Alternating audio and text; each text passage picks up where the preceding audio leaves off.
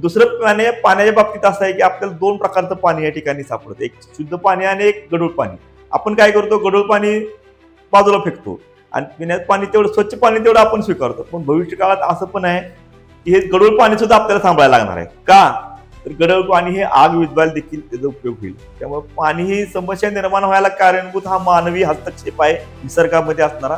आणि आपण जे वृक्षारोपण असू दे किंवा जे पाणी निर्माण करण्यासाठी लागणाऱ्या ज्या सुविधा आहेत, ज्या योजना आहेत किंवा ज्या प्रकल्प आहेत किंवा अभियान आहेत, त्याला आपण कुठं ना कुठेतरी बाजूला गेलेलो आहे.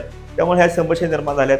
पण पाणी हे जीवन असेल भविष्य काळात आणि पाण्यासाठी सुद्धा भविष्य काळात मोठ्या प्रमाणात वाद होतील. आज आपण बघतोय पाण्यासाठी आपण ग्रामपंचायतीला पाणी आपण कुठनं येते, आपण नदीतून येण्याचा विचार करतो. पण त्याच जर गावात पाण्याचा स्रोत चांगला असेल आणि जर त्या पाण्याविषयी आपण विचार केला तर आपण 100% गावासाठी चांगल्या पद्धतीने पाणी होईल.